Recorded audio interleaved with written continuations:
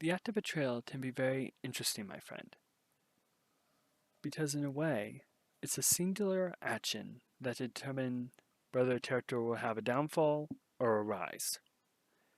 And again, this is kind of more reflecting on where they end up rather than what might be their immediate circumstances surrounding it. Because then a downfall can look like a rise at first before having a steep drop off, and what eventually amounts to a dead end can have a hard time working towards it. But the difference in which one of those will be when a character commits betrayal is that it's all based on the point of view that we are following the story, and also what the author is trying to say, as well as the motivations of the character. So there are a couple different things that go into it. Now, in real life, many of us would probably be terrified of being betrayed or having someone, well, generally, most of us don't like to be betrayed, but, and we generally don't agree if it's right, and some of us would even say it's always bad no matter what. So how could betrayal possibly be a source of identity for a character? First, let's talk about just betrayal in general, because an interesting thing about perspective is that there can be a setting where a culture is basically based on having that mindset of betrayal, that you backstab to get whatever you want. But the thing is that culture doesn't really have any last or growth to it, because then if people are just betraying each other left and right, then someone who built something probably got betrayed, and someone else took credit for it, but doesn't actually know how that thing works or whatever. And so it's kind of like stagnant. It doesn't really grow or change, and people might be hesitant to do anything of note because they'd probably get betrayed in the end. So there is no incentive to work towards something. And kind of an example of a culture I can think of that was actually kind of real is the story I heard of a cannibal tribe and a missionary who was trying to reach them. And the thing is that they admired betrayal, and it's one of those things that is just so foreign to us, where it's like they admired the cleverness and the trickery of it, but yet there was people who were actually exempt from the betrayal. And it was a way of making peace where this person would be exempt from being betrayed, and whoever did that would be an enemy or vile. And so it's one of those things where there needs to be something where the betrayal is shit in check, that there's either like, okay, this person is a backstabber, so nobody trusts him anymore at all, or like, these are the people we don't betray. These people are exempt from it. And if you do it, you are actively punished for it. So it's like, what keeps the betrayers in check? Which is why a culture may not get very far with betrayal, but one person with a mindset of betrayal may be like. Granted, they might leave a mess in their wake, but they've probably been using people to just climb up the ladders to whatever their end goal was. And this is kind of dark, but they can actually be the protagonist, the villain protagonist, of course, but a protagonist nonetheless. And so, based on the point of view, they may actually get what they want if that's what the author wanted. But they generally, due to our lights as an audience, just a general what the audience likes to see of things being made right, unless it is sort of like watching someone actually pull off insane plans, they're more likely to be the antagonists that will be exposed when they have gone just a bit too far, when they've encountered the protagonist. So again, in the end, the betrayal leads to a downfall, possibly even bitter, just because of how far they've gotten. And honestly, that is probably the key in most betrayals, is that it's not really thought about the downfall. It's thinking about if they can get away with it, or maybe if they'll even be rewarded for it. And then we can think of it like the company who's trying to poach or get insider information about their competitor, and so they're paying someone to try and get that information. But if that person gets found out for giving the information to that company, then they'll probably be in bit of trouble, not basically unemployable, at least in that industry and for most things.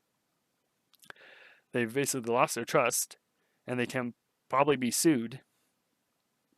as well. So it's like, yeah, there's a reward, but is it going to last? And it didn't. Just people may keep their word on rewarding the traitor, at least to a point. Take Benedict Arnold, for example. He was, if I remember correctly, paid for the information he provided and so forth, and even taken to England. But England didn't win the Revolutionary War. And so he died a broken man because they didn't trust him anymore. And even in America, his name is now synonymous with traitor pretty much. And you can even have traitors that aren't really rewarded at all. Then I think of times in the Bible where it's like, oh yeah, where an assassin basically tries to basically be like, talked about how they killed the king's enemies, but then it's like, they're the ones getting killed because that's not how the person wanted to operate. So it's just sort of interesting to think about. And you can also have a villain who is savvy and is like, wait a minute, I don't want a traitor around me, someone who is prone to betrayal. So just because they are self-serving and are not on board and would probably betray them at a drop of a hat. I mean, it's like if someone betrays the good guys, what's to stop them from betraying me when it is convenient? So it is one of those things to think about. But again, who would really trust a traitor? And there might actually be some that I will come back to. But another interesting thing about traitors is that they can very easily project things in a sense. And maybe that's the thing, is that projection has probably become one of those words that gets thrown around a lot, because then you could basically put any argument as basically throwing off kind of the guilt by saying that the other person is projecting. Doesn't mean that's the case all the time, but it can be kind of one of those things that is basically very easy to try and undermine the other side of the argument. But for examples in stories, I remember from recent devotions in 2 Kings 11 with this lady called Athelia. And I might not be pronouncing the name, but I'm going to go with it. And she was the mother of the teen. And when the teen was killed, she decides to basically kill all the heirs and set herself up as queen. But one of the heirs was saved and hidden away. And after a few years, he is kind of brought out and anointed king. And when she finds out about this, she is upset and yelling, treason, treason. But the thing is, who really committed treason?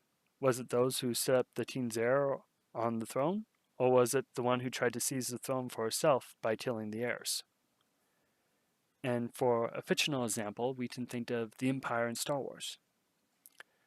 Again, think of how it started with Palpatine basically calling the Jedi treasonous for wanting to arrest him as being a Sith Lord. Then you have the Empire, who basically refer to the Rebel Alliance as traitors. But in a sense, the Rebel Alliance is actually the alliance to restore the Republic. And who is the most loyal? The ones who are basically serving a system that betrayed the ideals of the Republic, or the ones who are trying to restore those ideals to the place that they once had? Now we also have the defectors. Now again, this is kind of like the official way to betray, in a sense. It's the established way, real world. There are processes for it. But there's an argument to be made that sometimes people defect from an organization simply to save their own skin, or to potentially even sabotage. And for an example of that, I can think of in the MCU with Zola, and how it did seem like he was definitely saving his own skin, but he also allowed Hydra to live on.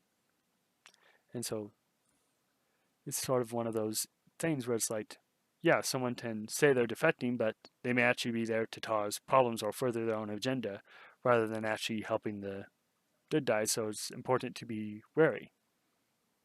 And sometimes there are simply those who betray because they think one side will win over the other, and will switch based on that. And they can flip-flop back and forth, maybe in the same battle they're fighting.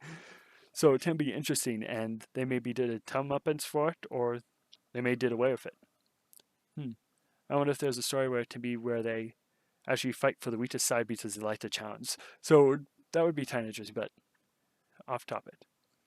But in a way, all those reasons for betrayal come down to one kind of question. What's in it for me? Just think about it.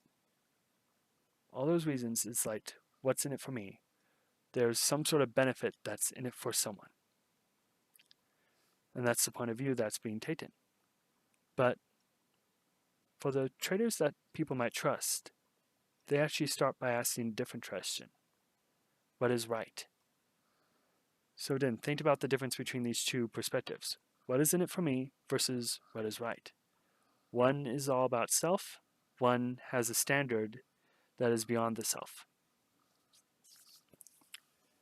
And now, oftentimes, the kind of archetypal example of a person betraying for the right reasons is that they're realizing the horror and wrongdoings that have been done. They may not have been exposed to it before, and so they may have been sheltered a bit, but now they're realizing what is actually being really done.